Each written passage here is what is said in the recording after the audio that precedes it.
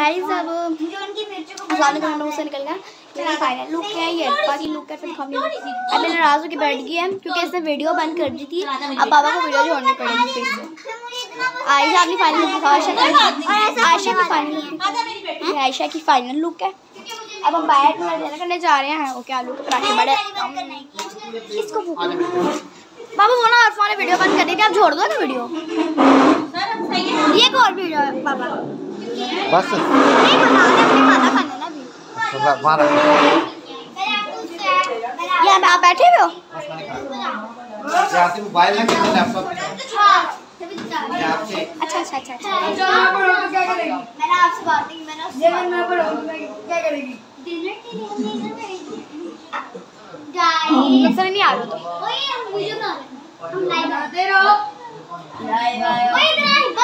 मेरी शक्ल नहीं आ रही। राइडर आ रहा है। ये पानी ना गिर जाए बस कर। आगे शो के ऐसा भी सब 456 क्या लड़के शो के हैं। 456 ये बड़े आलू के पराठे। क्या कर रहे हो? हाँ मैं यहीं पास में ही रहता। अच्छा अंकल ये जवाब है। ये इसी एरिया में रहते हैं? बिल्कुल नहीं। पापा का नाम क्या है? मेरा एक दोस्त है। तो आप क्या है? ये मानी अभी मेरे पास और ये ठिकाना नहीं और ये माँ